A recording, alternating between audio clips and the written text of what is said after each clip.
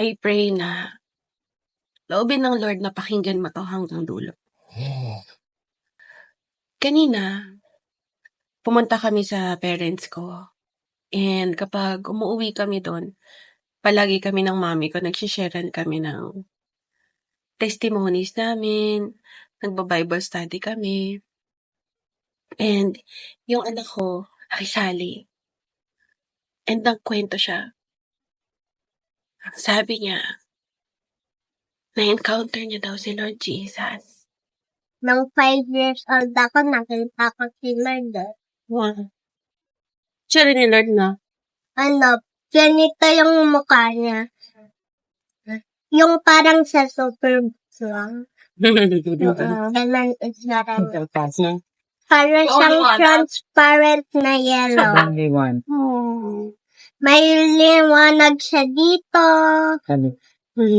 Ganun itsura niya. Hindi yung itsura ng mga tao. Ganito. Wow. Ayan, nakita ko. Hindi daw tayo iiwanin ng Diyos. Sabi ni Lord, hello, hindi mo ako nakikita, pero sinabi ko, hindi kita iiwanin kung asan ka magpunta. Hindi kita pabayain. Tapos sinabi niya pa, kahit asan ka magpunta, sasamahin kita. Sabi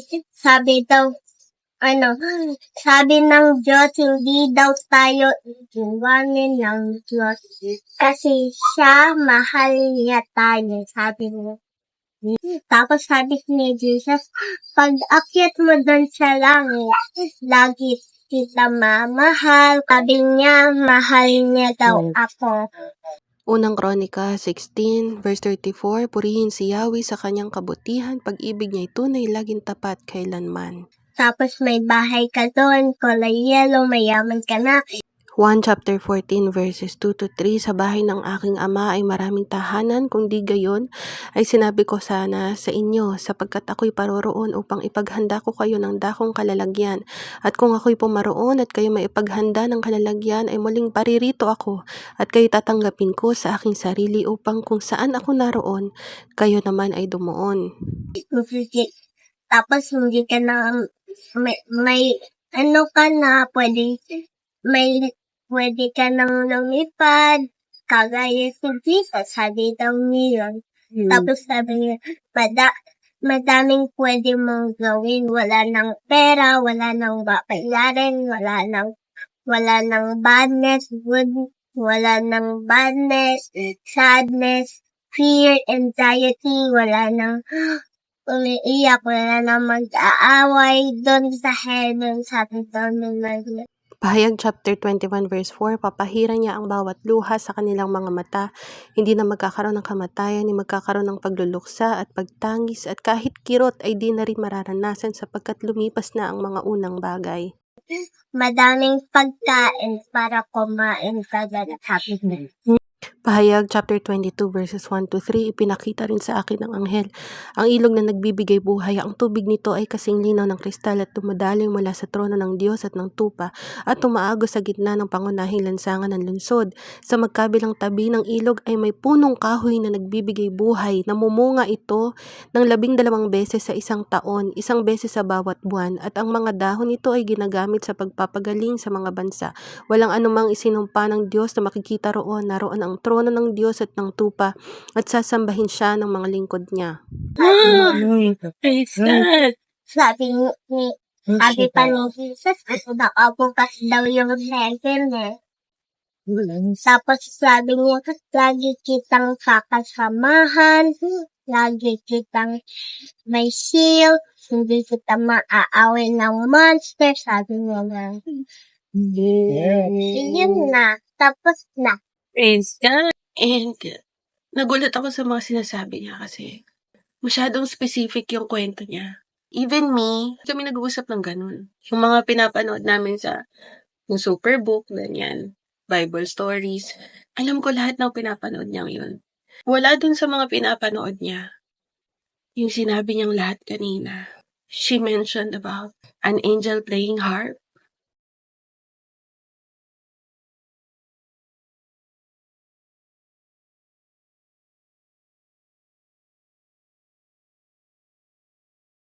may ano sila yung ganito.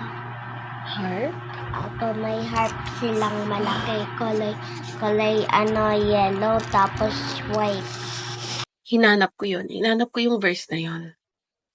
Ito siya, Revelation 14 verse 2 and 3. And I heard a voice from heaven, as the voice of many waters, and as the voice of a great thunder.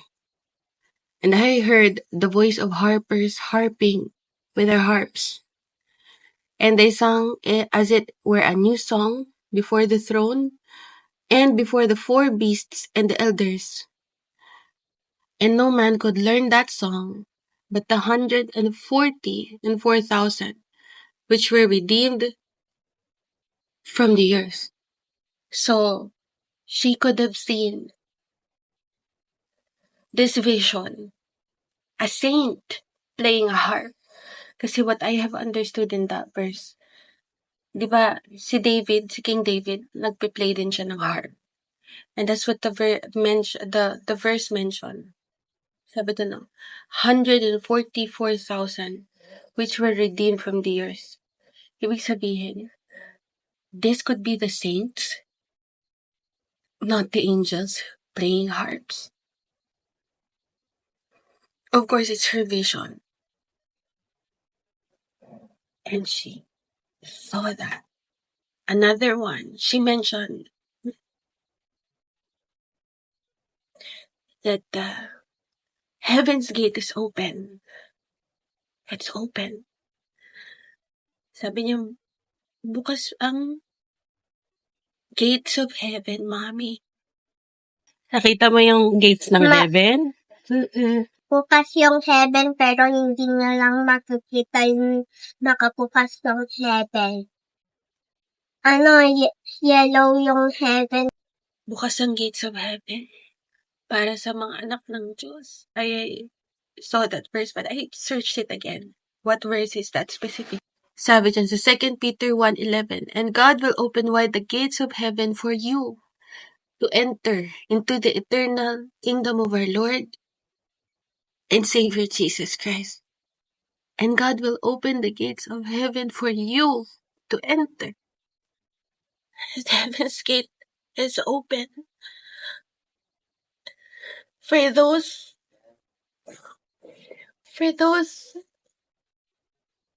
na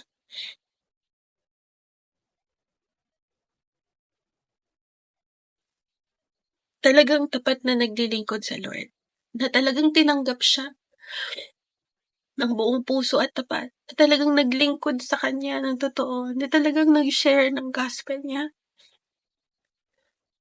We know that not everyone is a child of God. Ang binigyan lang ng karapatan ng Diyos na maging anak niya, yung mga tao ng Panginoong Jesus, ang Panginoon na tagapagligtas. And what it says there is that God will open wide the gates of heaven for those who love Him. Another one na minensyon ng anak ko is that, sabi niya, marami daw books. Ngayon ko lang narinig yun na marami daw books dun sa heaven. Marami daw books na may cross. Praise God. May Bible dun eh. Madaming Bible sa heaven. Madaming books? Apa, parang yung library. Parang gano'n. Ayun, madaming cross na Bible. Yung kanusta. Madaming gano'n. And this is what I found. Daniel 7:10. A river of fire was flowing, coming out before him. Thousands upon thousands attended him. 10,000 times 10,000 stood before him. The court was seated, and the books were opened. Oh my gosh! Binasa ko yung Tagalog. Ito yung Tagalog. Daniel 7:10 yung nakalagay dun sa verse. Pero ito siya. Ang pangitain tungkol sa nabubuhay magpakailanman. Habang ako'y nakatingin, may naglagay ng mga trono. Naupo sa isa sa mga ito ang isang nabubuhay magpakailanman. Gumikinang sa kaputian ng kanyang kasuotan at parang lantay na lana ang kanyang buhok. Ang drone niya'y nagniningning. Ang mga gulong nito ay apoy na nagliliyab. Waring agos ng tubig ang apoy na bumubuga mula sa tunog. Ang naglilingkod sa kanya ay 1,000,000. Bukod pa sa milyon-milyong nakaantabay, humanda na siya sa paggagawad ng hatol at binuksan ng mga aklat. Dahil sa kakilakilabot ng mga bagay na sinasabi ng sungay na akit akong manood, hanggang sa mapatay ang ika-4 na hayop at ihagis sa apoy. Kaya ang ibang hayop ay inalisan ng kapangyarihan ngunit pinanatiling buhay ng kaunti pang panahon. Patuloy ang aking pangitay nang nakita ko naman ang isang dinait taong nakasakay sa ulap. Bumaba ito at lumapit sa nabubuhay magpakailanman. Binigyan siya ng kapamahalaan, ng karangalan at ng kaharian. Siya ay paglilingkuran ng lahat ng tao, bansa at wika. Ang pamamahala niya ay di matatapos at hindi mawawasak ang kanyang kaharian. Bakit ako naiiyak? The books are open. The books are open and that verse means that God remembers lahat ng ginawa natin. Nakatala lahat ng ginawa natin sa libro. And it is open. My daughter said that there are many books. There is also the book of life, kung saan nakatala ang lahat ng pangalan ng tao makakapasok sa gates of heaven.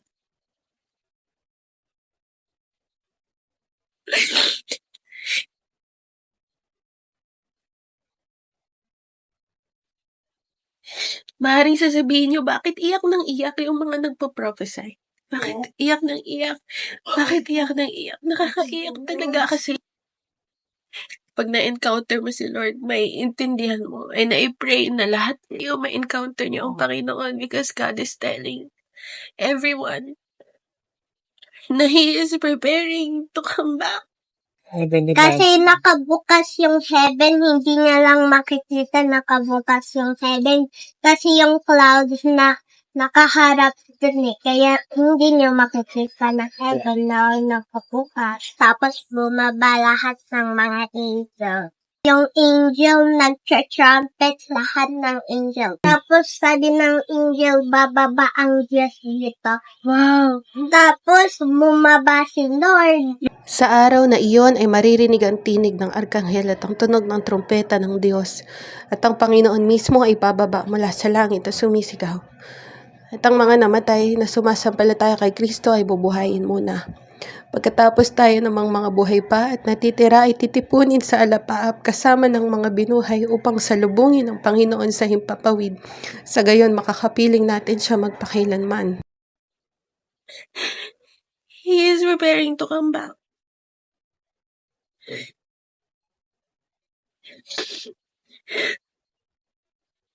Nakukunin niya ang lahat ng anak niya. Kukunin niya ang lahat ng naniniwala at nagtitiwala sa kanya. Lahat ng sumusunod sa lahat ng utos niya ay kukunin niya.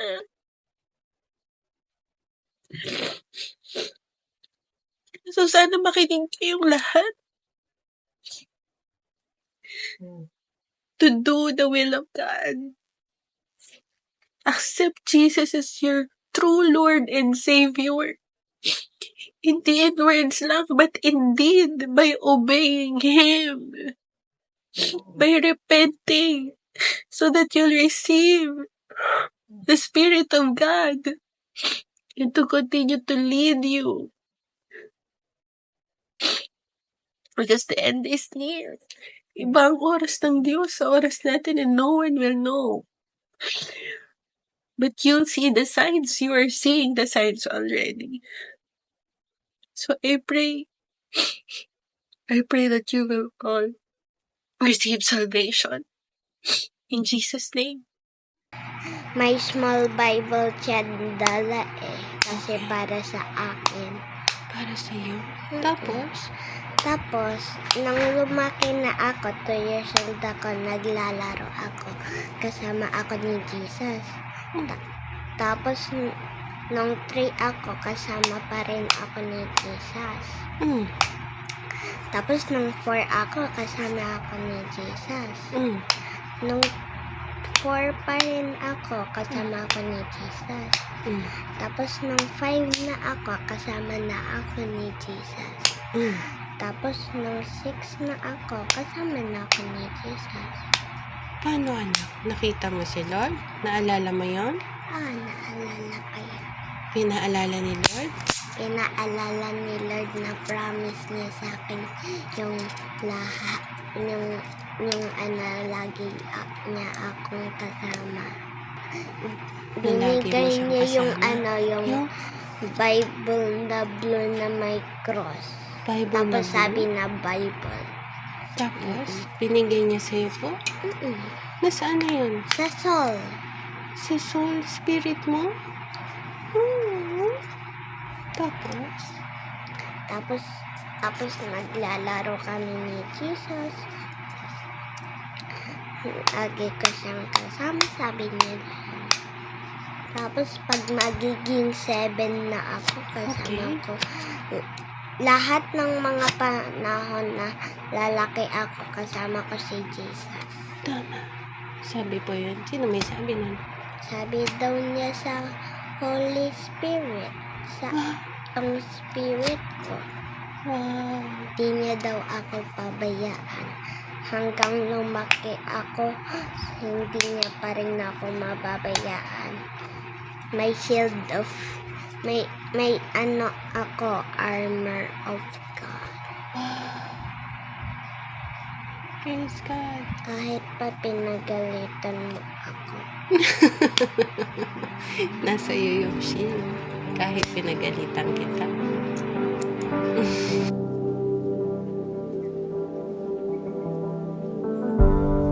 Loved before I had a name,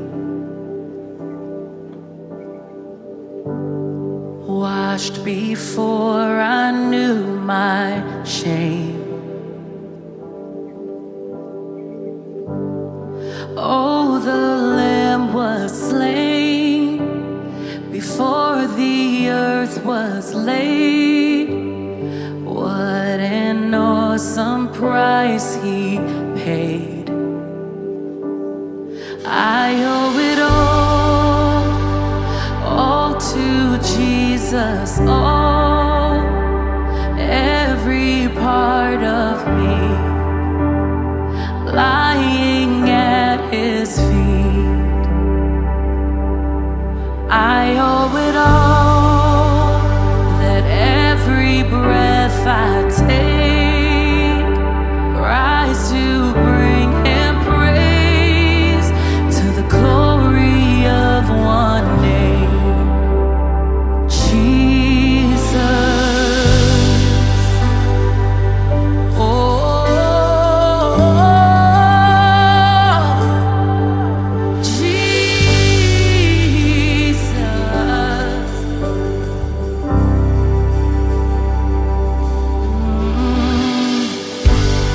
Nail-pierced hands are holding mine.